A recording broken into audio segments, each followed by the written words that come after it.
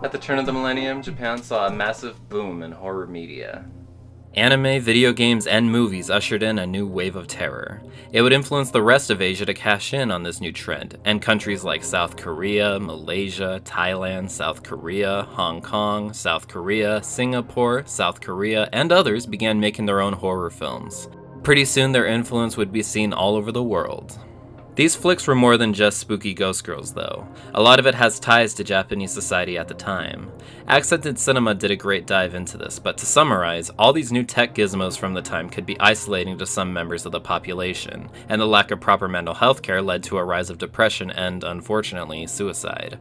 Because of that, these movies aren't just scary, but they feel really bleak and moody. Now let's take a look at some American horror from around that same time. 1997's Scream introduced a new genre of sarcastic teen horror, and all of it's pretty terrible except for the original Scream. Can I help you? God damn it!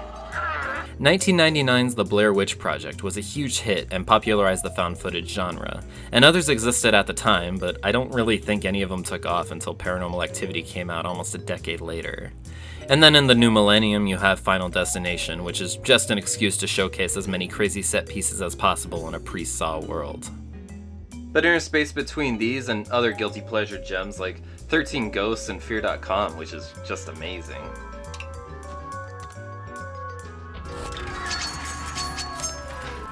You had a whole batch of remakes to these Japanese horror films that would just get worse and worse as the decade progressed.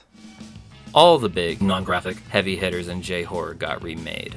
The Ring, The Grudge, Dark Water, One Missed Call, and Pulse, all having varying degrees of quality and box office results. And it all started because of a little 1998 film called Ringu, not to be confused with Rango. Directed by Hideo Nakata, it sent shockwaves around the world for its unique premise and scary presentation. You know the plot, an evil videotape causes its viewers to die 7 days after watching it. Classic. The cursed video is introduced as a word-of-mouth urban legend between teenagers. One of these girls, Tomoko, confesses to have seen a weird tape while vacationing with some friends a week prior. Then she dies.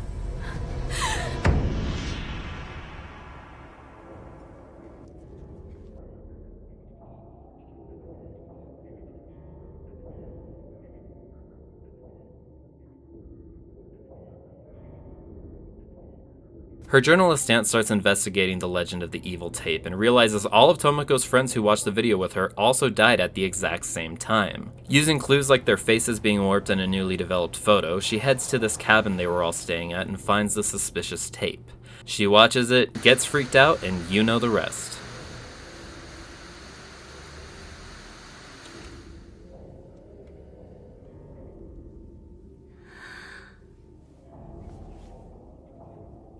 The film's strengths are its creepy imagery and sound especially. There's a lot of moments in here where the music or sound effects really dig into you as the scene slowly plays out. You all know what happens if you watch the tape. A phone rings and the caller tells you 7 days, right? 7 days. Not in Ringu. Instead, it's a couple shrills of crying violins. Spooky shit.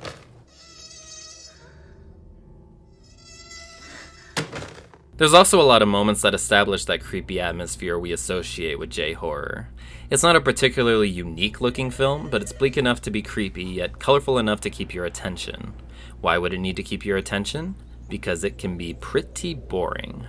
A good chunk of the middle is this journalist lady and her ex-husband who watched the tape after her, trying to reverse the curse and solve the mystery of what it is. It'll have little spooks pop up every once in a while, but for the most part, it's just watching a pretty dull mystery play out. Enhanced 224 to 176. Enhanced. Stop. It also doesn't help if you already know what's coming because you've seen the American remake, as most English-speaking audience would have watched before this, I imagine. That's no fault of the original, of course, but it just makes it a slog to wait for them to put the pieces together. Spoilers, they take all the clues they've pulled and learn that the tape was haunted by a ghost named Sadako, a young girl with Twilight Zone powers. Sadako was murdered by her father and dunked in a well. The impact of this reveal is kinda ruined by the stock sound effect. Might as well have used bonk while you're at it. They find the well, bucket the water out over the course of an eternity, and find Sadako's body. The journalist lady embraces the body in a weirdly sweet way. This music really amplifies the scene.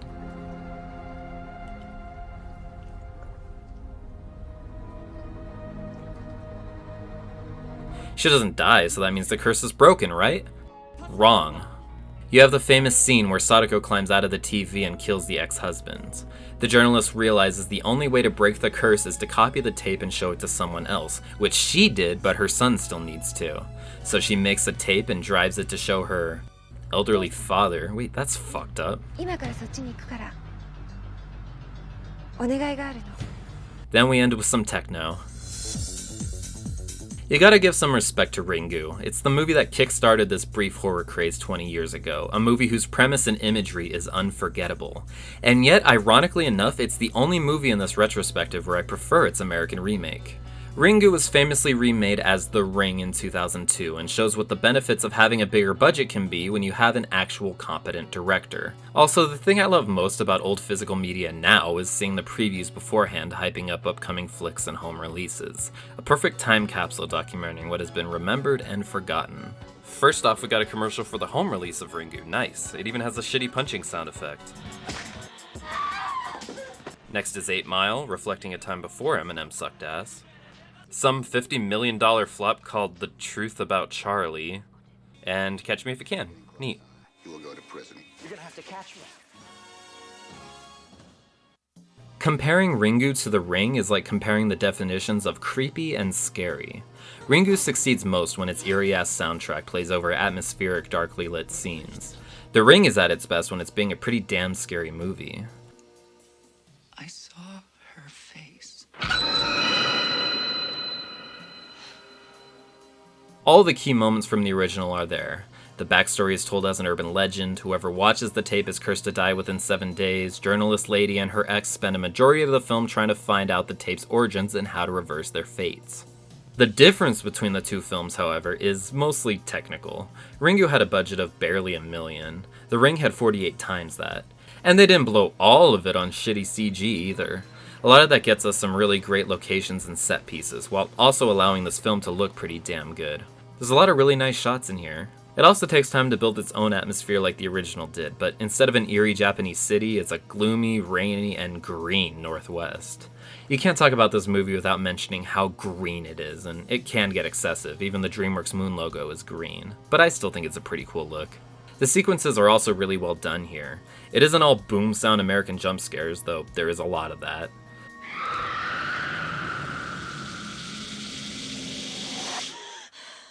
There actually are sequences that were jump scares in the original and not in the remake. Are you gonna look at me at least?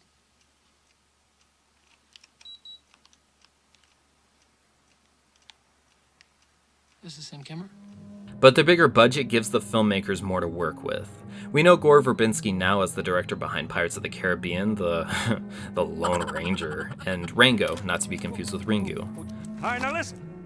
I'm gonna give you fellas one last chance to reconsider. But before The Ring, the only thing he really did was Mouse Hunt and a couple West Coast punk videos. Okay, when you record a tape, the makeup of the tracks is like a signature for whatever did the recording, like a camcorder, VCR, whatever. He proves here he has a really good eye for making exciting visual sequences. It helps that his editor, Craig Wood, has worked with him on every single one of his projects. He too knows how to stitch together a good scene, and it's awesome it has all that because this script is not great. You alright, Dave? Yeah, I'm fine. How are you? There's a lot of flaws with this movie, and with a less interesting vision, it would be a slog. The pacing here feels better than in Ringu, but it can also drag its feet. There's a weird side story that has to do with the ghost's mother being a horse breeder and all of her horses dying. I thought this was supposed to be Seattle, not Santa Ana.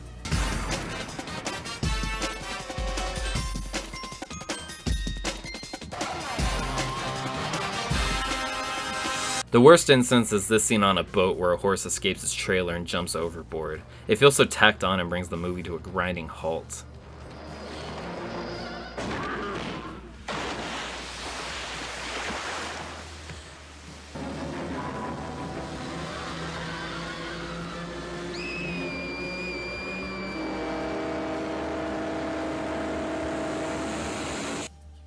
Oh damn, that was a cool quick cut added in. I almost forgot what I was watching.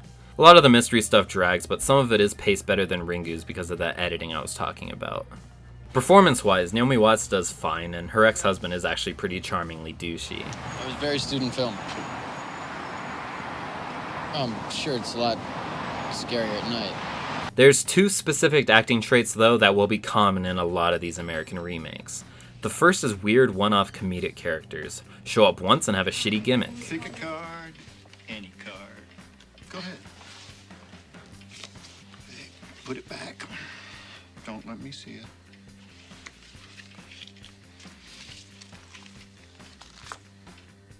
Hey, your card? No. Damn. I was wondering if you could remember someone from a week ago. Hey.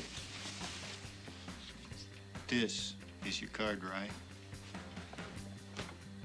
That's it. And the other trait is, of course, awful child acting. I'm not talking about that. I'm talking about time before we die. You have lots of time. So you know when I'm going to die? You did your best, little dude. When the mystery is finally solved, we find out that it was actually the mother who killed the ghost girl this time, who's now named Samara. But you don't want to hurt her anymore now, do you? You don't want to hurt anyone. But I do, and I'm sorry. Wait, I know that voice. This is Scrump. I made her, but her head is too big. They go to the location of the well, they don't spend 6 months bucketing water out because Naomi Watts just gets knocked in by a TV, and they put the soul to rest, right? No, you gotta have the classic scene where she crawls out of the TV. This is what I was saying by the bigger budget giving the filmmakers more to work with. Ringu and a lot of J-horror is scary because of how expressive the physical acting can be. In America, we just throw a ton of shit on screen and try and scare you, and it never really works except for sequences like this one. The ghost is still twitchy and creepy, the filter over her actually enhances her appearance and makes it more otherworldly. There's lots of weird touches like the TV sweating. And this guy, even though he looks like an all-American reject, sells this fear pretty well. And it succeeds at being scary in a daytime setting. Really good stuff. The tape is also something I think is scarier in the remake. The one in Ringu is really creepy and has a really unsettling track to go with it. But The Rings has more interesting visuals. It works even if it is kind of music video-y.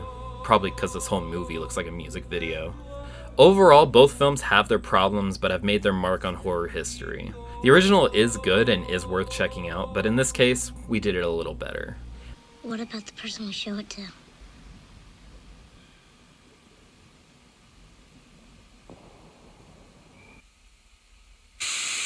But that's not all, because both these movies have a bunch of sequels. Ringu 2 was released just a year after the first and has the same director and screenwriter returning, but how do you make a sequel from this premise? I don't know, and neither does the movie. I have no idea what the plot of Ringu 2 is. A kid in the beginning says that the tape keeps playing late at night, this one dude gets a copy for some girl he was interviewing, they talk about spirit photography or something, it's all over the place. But none of that matters because the movie is dull and not scary, unless your idea of scary is middle-aged Japanese ladies wailing over the tape.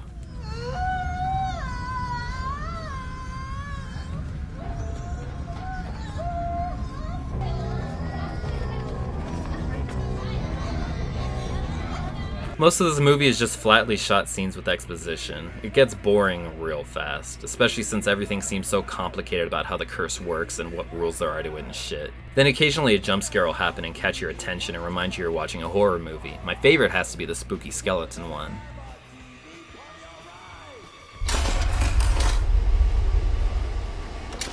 Here's an important part. They go into the next scene and, oh my god, journalist lady's dead? How'd that happen? I don't know, I wasn't paying attention because I was bored out of my mind. So yeah, the main character of the last movie's gone.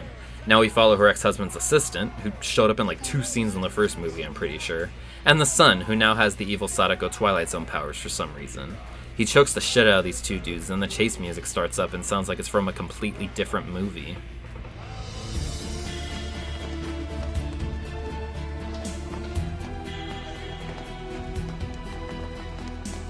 It does have its moments. There's one scene where this guy is trying to delete over a section of interview tape, but Sadako keeps fucking with it. It's the only time this movie even gets a little scary. It doesn't even have the cool atmosphere the first one has. There's this one little badass transition right here, but that's the closest thing you get to anything visually exciting. There's also this weird moment where these researchers or something create a clay head of Sadako, and the only surviving family member says it looks just like her. They take some pictures of it and it gets these spooky little Exorcist special editions, and then 2 minutes later a family member's arguing with it on a boat and throws it overboard. Awesome, what was the point of that? The assistant and son go into some weird Ludovico Brazil technique, and the brain scans of the girl bring up the video on the TV. While this is happening, she also starts seeing spooky spirit heads in the pool. Then the coffin with the clay head appears at the bottom of the pool, but then it opens and Sadako's hair flows out. And then the relative decides to swim near it, and then the doctor falls into the pool with some electrical equipment for some reason, and then the assistant and the kid fall back and teleport into the well, and then they find the ex-husband from the first one at the bottom of the well, and he sucks the evil forces from the kid, and then they start climbing their way out of the well, and then the little clay Sadako head pokes itself out of the water, chases them up the well, talks, and falls back into the water. And then the assistant and son escape by swimming back out of the pool where they find everyone dead. What happened there? I have no idea. Ringu 2 is a convoluted, thrown together mess. You ain't missing shit. Surely the Ring 2 will be an improvement, right? Well, yeah, kinda. What did I ask before? How do you make a sequel with this premise? Easy. Just have more people watch the tape. A buddy of mine actually turned me on to it. And, he made me a copy, so I did one for you. You brought me here to watch a video? There is some convoluted curse mumbo-jumbo in there, though. The son is also given Twilight Zone powers, but it makes more sense here because he spends half the movie sick with Samura possession. Naomi Watts is back too, but the main situation going on in this flick revolves around the son, which is fucking awesome. This is the exact performance you want to base a movie around.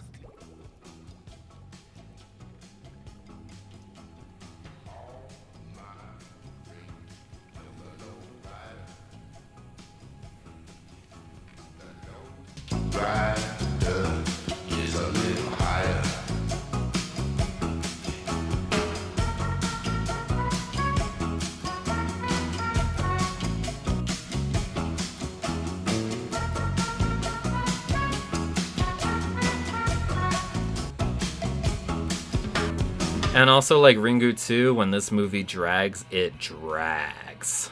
No Gore Verbinski for this one, he was too busy making hundreds of millions, so they replaced him with... Oh, Hideo Nakata. That's cool. Maybe he can spruce it up with some of those slow, creepy J-horror tricks. Nope.